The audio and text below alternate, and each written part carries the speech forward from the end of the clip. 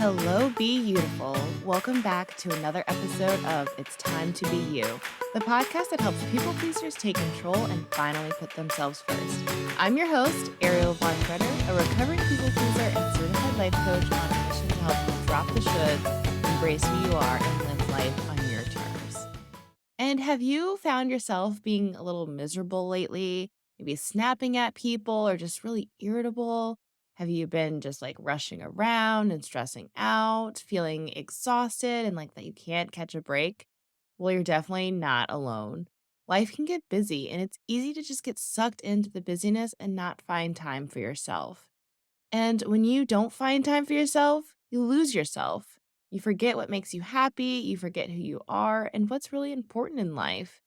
So, how can we move out of the busyness? How can we find time for ourselves? How can we find more bliss?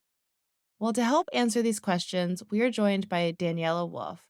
Daniela is the founder of Best D Life, where she helps busy moms ditch the overwhelm, guilt, and burnout to productively manage their time and find more energy and space to take care of themselves. Daniela shares with us how she had lost herself when she became a mom and how she was able to find herself again. She offers simple ways for us to get back to who we are so that we can show up better for ourselves and the people around us. Let's learn how we can find more bliss in our busy. Enjoy! Daniela, thank you so much for joining me today. Before we really get started, will you just tell us a little bit about yourself and who you are? Sure. So I am Daniela Wolfe. My business is Bestie Life, helping you find the bliss in your busy. I have been a social worker for 26 years. I'm a mom of two, and I help busy working moms kind of ditch the overwhelm and guilt and burnout, productively manage their time and daily tasks with ease, and find the space and energy for self-care every day. Awesome. I love it. And I love the bliss in your busy. I'm just like, we all need that. So, Oh yeah, busy's going to happen. We were just talking off camera what my morning was like. All these yeah. unexpected things come up, and it's like you can either let them overwhelm you or you can find a way to roll with it. Exactly. So, where did this idea of bliss in your busy come from? It came from kind of my own personal life a little bit, as far as the fact that when my kids were younger, they were about 5 and 6 months old. I went through a divorce. So I was a single working mom of two. And I definitely hit that burnout place. I was trying to kind of prove myself, do it all, be it all. I was probably horrible. No, I was horrible. Not even probably. I was horrible at asking for help, and I kind of found myself in this place where I was irritable. I was snapping more than I wanted to. I was constantly feeling like I was rushing and stressed. And that was not the person I wanted to be. That's not who I wanted my kids to know. That's not the mom that I envisioned being. And so I started kind of practicing what I preach as a social worker and taking some cues from some of the things that I knew were good steps. And it honestly started Mhm. super small for me. It was Oprah was having her gratitude challenge, Yeah, where you had to write 3 things you were grateful for every day in a journal. And so I just started small and I started doing that. I found I some love that. time to, walk and move and go to the gym. The things I was grateful for weren't even huge things. It was like my banana smoothie, somebody held the Yeah. door for me, and you start just being more present and noticing those good things. And it kind of Mhm. helped me make those little shifts. Our grocery store at the time, this was all pre-COVID, had Yeah. childcare. And so I started using it and trying to Oh, carve wow. out those spaces for myself and just doing things that I thought, I didn't have the time to do or that I shouldn't do, because a good mom stays with their kids 24/7. Wrong. Yeah. A good mom makes that time for themselves. And I realized not only was I showing up better, but, as my kids began to grow and we were going along, like they wanted to know what I was doing. They wanted to share what they were doing. It changed the dialogue and the conversation of our relationship too, in a positive way.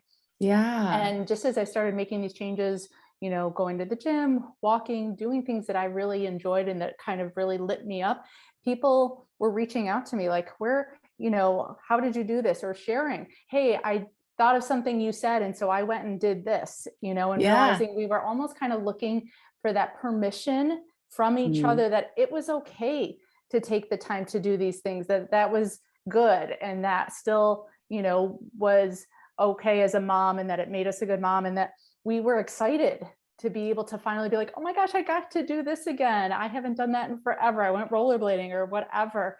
And, Right. just realizing like I think we're looking for that in some way. Yeah. Because we can redefine and let go of who we are when we Mhm. become moms. And I think realizing that we can reclaim that and still be a good mom and be a good employee and all those other things is possible. Right, exactly. And so I want to go back to that part about like they were looking for permission, because I Mhm. think so often it is like we want to do something, but we're not so sure. But when we see someone else doing it, it does like allow us like, oh, if they can do it, we can do it too. So we kind of do need that permission. And Mhm. when you had started to make these like small shifts, did you ever like feel guilty or like feel like you needed permission, or like what was kind of like your thought process when you started going on this process? Yeah, I mean, I'm sure I had those moments, at times Yeah. where I might have felt torn. Yeah. But I think coming back, I saw I was in a better place. I was calmer. If I tried to stay just plugging and pushing forward, I don't think it would have gone the same. And Yeah. granted, I have the benefit of hindsight. My kids are older now, they're 21 and 16. And, it was funny. My daughter said to me the other day, she was babysitting and she Mhm. was sharing how the one of the kids was upset because mom had left, but then 10 minutes later he was fine. I was like, yeah, I used to feel so bad at daycare. They used to have to peel you off of me. She's like, Right. really? I don't remember that. Like, and I felt so bad, like almost in tears driving to work, feeling like this horrible person. And I had traumatized my kids and done all these bad things. And it's our own conversation, it's our own mindset, it's our own expectations versus the reality. And I think being able to work on that mindset part and change how we think about a situation, what we assume other people are thinking, which they never are.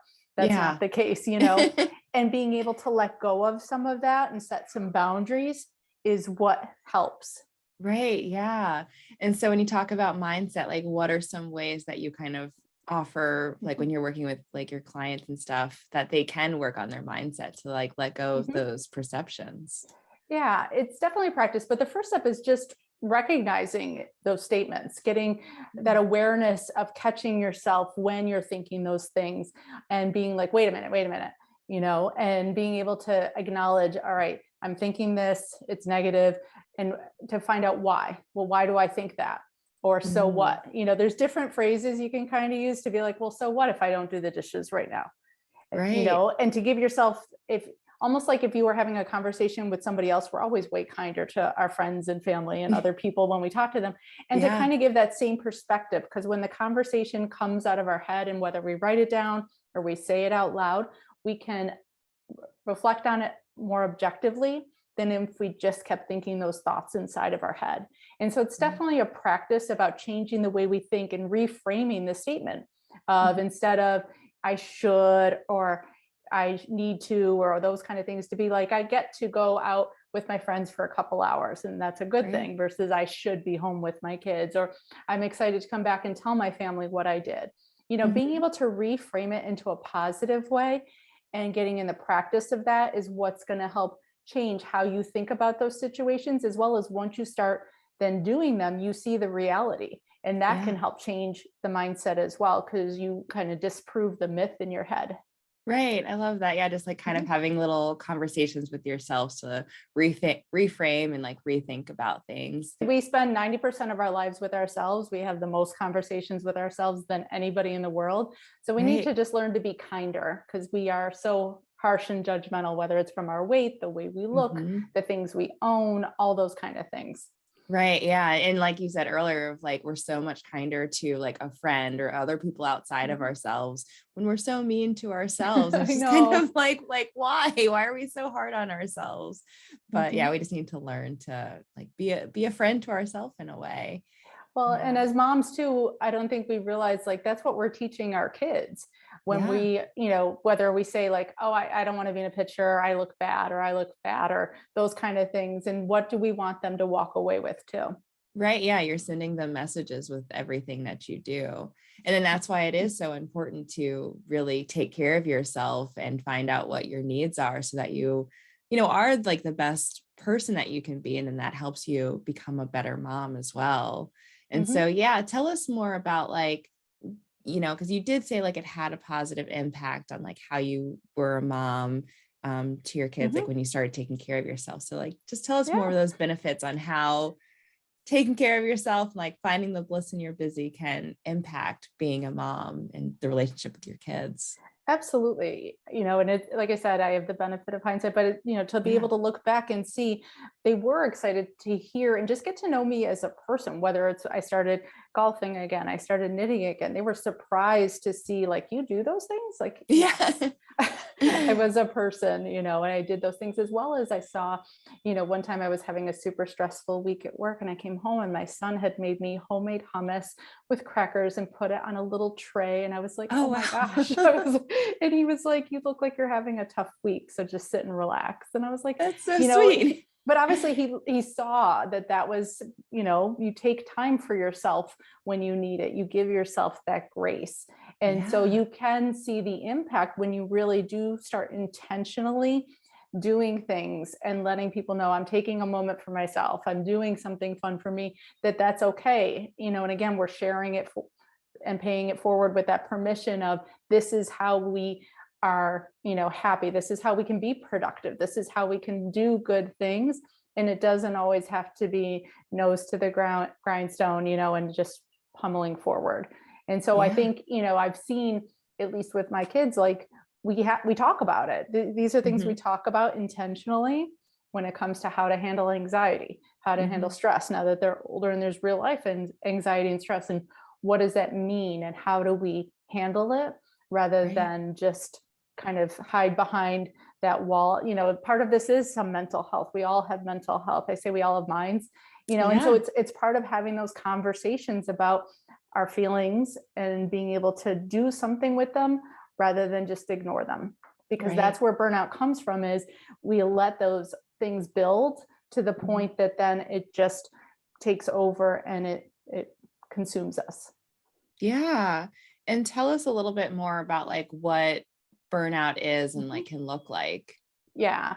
So there's an analogy. It's not mine. I'm not even pretending I own this, but I love the analogy because it's a great visual. So imagine you had a bonfire and you just had a bunch of logs and the flames were roaring. That's stress because you just keep adding more and more and it's just a roaring hot mess of a fire. But that's what stress would look like. Yeah. Burnout is that moment where there's nothing left. The logs are just like that black ashy kindling kind of stuff. There's no fire left. It's a little smoky maybe, but there's nothing left to burn. And that's where Mm. burnout comes from, where you have taken those pieces of stress, those moments, and just allowed them to burn everything out to the point there's nothing left to give. I know there's that common Right. expression, you can't pour from an empty cup. Well, you can't Yeah. burn from an empty fire pit either, Right. you can't, provide any energy. There's no energy left. And everyone Yeah. says, that burnout, it can almost feel like a depression because there's no motivation, there's no Hmm. drive, there's nothing inspiring. And that's part of what we're looking to prevent, is not Right. getting to that point and thinking, well, how do I add? But what can I do kind of consistently throughout my day to keep Hmm. me at a constant, just warm glow? Yeah. I really like that analogy. I haven't heard that before, but that is a really good one. And I just like love analogies I as love I'm hearing you. analogies. I love the visual part of them. They Yeah. just make sense sometimes. Exactly. And then so, you mentioned like when you were kind of going through this that you started with like the gratitude and then just like moving your body. Like Mhm, what are some other ways that people can really, get out of this mhm. burnout and maybe Yeah. talk a little bit more about like ways to find that bliss in your busy. Like what does that look like? Absolutely. Yeah, because that's the thing. Like I said, it's these little moments throughout your day. I love a good spa day, girls get away, bubble bath. But when it comes to self-care, I think people assume it's this big moment and it's a one and done and it's going to last you all week. And that's not the case. And Right. we'll even have an hour to fit some of that stuff in. But Yeah. when I think of self-care, it's not those little treats you do for yourself.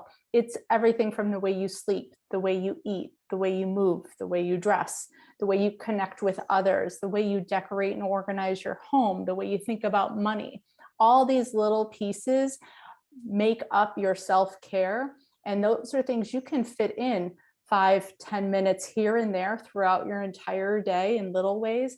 And that's how you maintain your self-care, so that when life happens, like I said, Mhm. it did this morning, Yeah. you're able to respond in a way that feels better. Self-care isn't like Mhm. you go to this spa and you come home and you're just relaxed and that's going to maintain for hours at a time.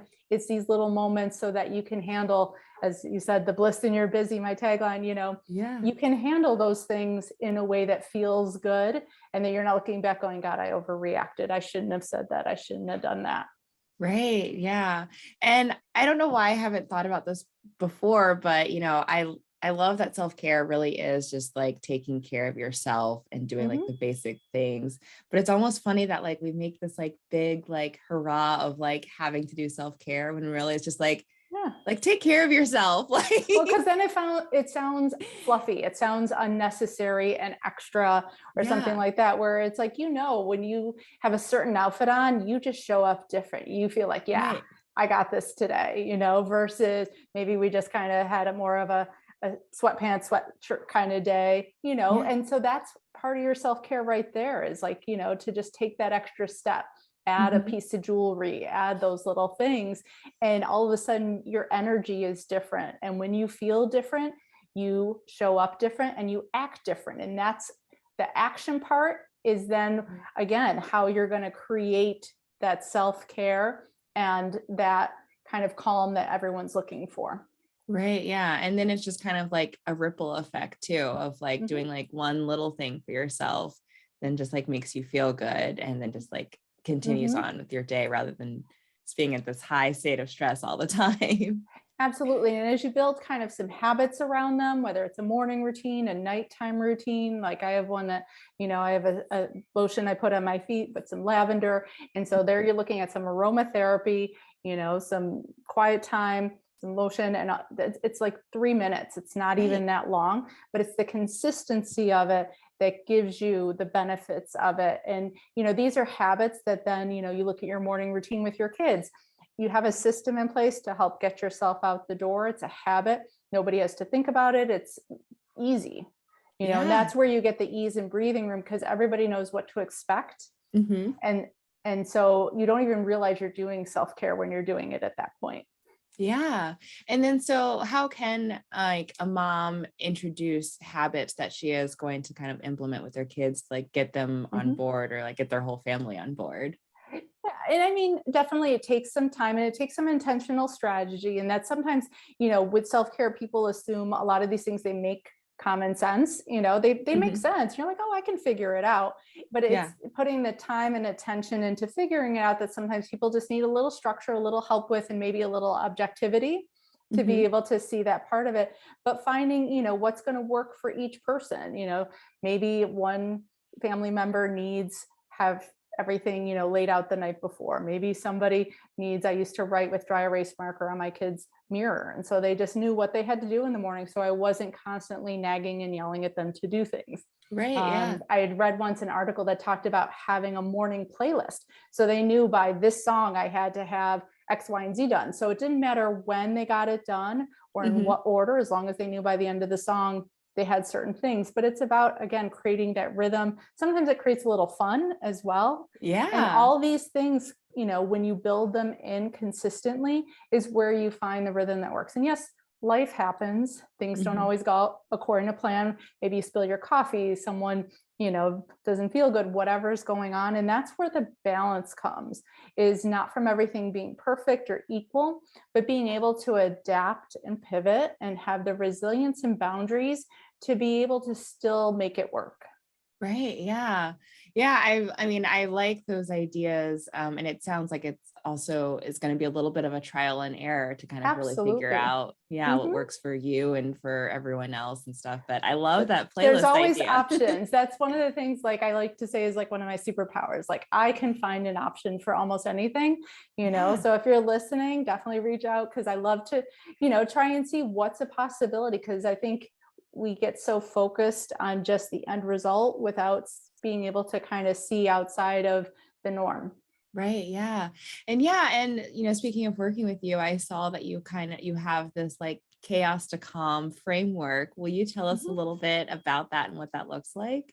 Absolutely. And actually, I think I sent you the link for my freebie, which is the Chaos to Calm Mom method, where you get the outline of this whole framework as well. So you can either take notes or definitely just listen along and grab your copy of the framework where it outlines the different components. So it has to do with definitely your mindset, like we've talked about, your habit or your time management, looking at your time. Are you kind of filling your time with things that don't need to happen, and learning really how to prioritize what's necessary, what needs to maybe be delegated, and what needs to be deleted completely from your calendar, and delegating actually ends up being sometimes like the hardest, but the most beneficial one that I've heard people say has been like just game changing for them. But looking at your time management, as well as then the habits and systems that you can put in place to help you manage those things. And then your self-care, because I think like 6 or 7 different areas, and some you might be rocking and consistent with every single day, but others, like I know money is one that people are like, I don't want to know, just don't even show me the bill. But not realizing the stress that can cause when we ignore certain areas of our self-care. And so just being able to figure out, what's your comfort zone, or what strategies can you put in place so that you're, managing it in a way that feels good for you. Right. Yeah. And I want to go back to talking about delegation, because I know I struggle with that. It's super hard. And then I feel like, a lot of my audience, we're people pleasers. So we want to do everything ourselves and do everything for everybody else. So what are some ways that people can get more comfortable with delegating and asking for help? Yeah, whether it's asking for help, and just because I think sometimes it's again, back to that mindset. So all these pieces tie together a little bit. But looking at, just because we can do things doesn't mean we have to be the one that does. But I think sometimes, whether it's the people pleaser or the overachiever in us, we want to present that we're capable, or that we're productive, or that we're able to handle it all. But handling it might mean having the neighbor come and mow your lawn for $10 rather than going out there for an hour yourself every time. I had somebody say they dropped their laundry off, and that's been game changing for them to get it back, or they have somebody come and do their meal prep, or maybe you just have your mom watch the kids for an hour so you can go for a walk. There's different ways to delegate, and some of it people assume, well, I don't have the money to hire and all these other things. There's different ways to delegate. Even laundry, I haven't folded laundry probably in 15 years, because I delegated it to my kids. Everybody gets a basket, you're responsible for doing your own laundry, and that's the other part, is allowing just the people in our home to be the people to help us. Delegating doesn't have to always involve hiring somebody. Right. Yeah. And I think that's such a good reminder. And just the fact of just because we can do it doesn't mean we have to. Because I think we just get in our heads of well, I can do it, so I'm just going to do it. Or it's just easier. Or they're going to do it wrong if I ask them to do it. That's the other thing I hear, it's not going to be done your way. That's right. The pillows might not be lined up that way on the couch, but it's done. Right. Yeah. Yeah. And then just kind of letting go of what our expectations might be on things that aren't such a big deal. The pillows might look differently than you would do it, but that's not going to be the end of the world. Exactly. Yeah.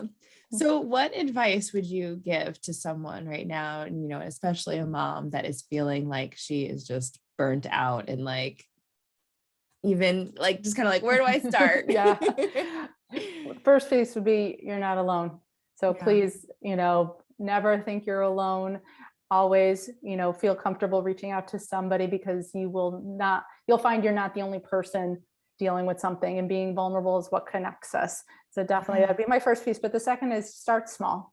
Give yourself the grace of, the one thing I always tell people to start with is so small and simple. Like I said, it almost sounds silly, but start with water and breathing. I set a timer on my phone for 4 or 5 times throughout the day, just for a minute or so, even though you don't realize how long a minute is when you're not scrolling on social media or things like that. And you just take a minute and you do some deep breathing. You maybe raise and lower your shoulders, as well as then have some water. Those 2 things alone, the stress relieving benefits of them are game changing, as well as they impact, your digestion, your ability to sleep, your mental clarity, your memory. All these other things can be affected just by doing those 2 things 4 or 5 times a day for a minute. That's 5 minutes a day. That's Yeah, all, you I know? love that. Just And so easy. it's so small and simple. It's automated to remind you. And once you start doing those things, you realize it's not about how long you do things, it's about the consistency of doing them. When people Right. think of adding movement to their day, well, maybe you don't have a gym, maybe you don't have an hour. There's 4 minute hit workouts, there's 10-minute yoga workouts. There's things you can do for small bits of time if that's all you have on a given day or whatnot. And Mhm. that's okay because you can still say you did it. Right. It's about the achievement more than the numbers and the metrics of some of it sometimes. Exactly. Yeah. And then just like doing a little bit every day, like it really adds up. Cause I think a lot of times we Mhm. think like, oh, we don't have an hour. So we just don't do anything. We're just like, if you just Exactly. did like 5 to 10 minutes, it's way better than doing nothing. So I Mhm. really love that. Just starting small and stuff. Super small is what makes it achievable because nobody likes hard, as Yeah. well as, when it feels easy, you're more prone to do it. Right. I follow this one Pilates instructor. She talked about doing squats while you're brushing your teeth. You're there for Oh, 2 minutes. You may as well brush your yeah. teeth. Oh, I love that. It's a good tip. Yeah. And then I always love to ask, how has being yourself impacted your life and your success? For me, it's just created a sense of peace and happiness that I'm comfortable. Even if I'm not making everybody else happy, I know I'm happy and I'm living true to who I am. And that just feels so good. As someone who was such a people pleaser for so many years and such Yeah. feeling like I had to achieve and do everything, letting go has just been such a great feeling. Good. I love that. And and where can people like find you and connect with you? Absolutely. So I have a website, Bestie Life. I also have a podcast on Apple, Spotify, Bestie Life, helping you find the bliss in your busy, which Ariel will be a guest on later this Yes. year, as well as I'm on Instagram, Facebook, LinkedIn, Twitter, and Pinterest. So it's all some version of Bestie Life with maybe an underscore here or there or not, depending on what they allowed. Yeah. But I think you're going to have all the links as well. So Yeah, I'm definitely going to put all the links in the show notes and then give a little plug about your podcast. Like, what can people find from it? yes. So while there are just some straight up solo episodes, I've really, really embraced this year interviewing other women and hearing their journeys, hearing what works for them as far as the bliss in their busy, hearing their Mhm. vulnerabilities of what happened. Because I think we see sometimes just the end product and not realizing where they started from, what it took for them to get there. And kind of, again, vulnerability connects us, is how we kind of see we're not alone in what we're going through, as well as just hearing other ideas of, oh my God, I never thought to do something that way. I'm going to steal Right. that tip. I'm going to try that idea. I love bringing that collectiveness together of what everybody else has to offer. Because I know I'm not the end all be all on this topic, but I love being able to connect and share it with everybody. Yeah, exactly. And I just know my audience, like if they're resonating with this and my podcast, they're definitely going to resonate with your podcast. And obviously they can listen to it wherever they're listening to Yes, this. because you'll hear Ariel as well. Yeah. Yes, I can't wait. And what is one last message that you want to leave with people today? Just to know that there's no one way. To give yourself the grace that you've got this, you're doing okay and probably way better than you think you are. And that, there's always an option. There's always going to be a way to work through things. So I hope they can see those choices. And if not, that they feel comfortable asking, how the heck do I do this? Yes, I love it. Well, thank you so much for sharing all these great tips. And it's been so helpful. And I've really enjoyed this conversation. Thank you, Ariel. I have as well. You guys, sometimes it just blows my mind how simple taking care of ourselves is, but how hard we make it. We always want this magic pill that's going to fix all of our problems. But when our problems are so big, it seems crazy that a small solution of taking some deep breaths, moving your body, drinking some water, that can make a difference. But it does. Like the little things that you do can make a huge difference. And so, what small steps are you going to add to your life to find a little bit more bliss in your busy? I would love to hear from you. So, tag me on Instagram or send me a DM at It's Time to Be You podcast. and let me know what small step you're going to take to make a difference in your life and put yourself first and stop being so busy. And to learn more ways to show up for yourself and find more balance and ease in your life, be sure to listen to Daniela's podcast, Best D Life with Daniela, helping you find the bliss in your busy. And I had the honor of being on her podcast, so I'll put the link to that in the show notes as well as the ways you can connect with Daniela. It's time to stop being so busy. It's time to find more bliss. It's time to be you.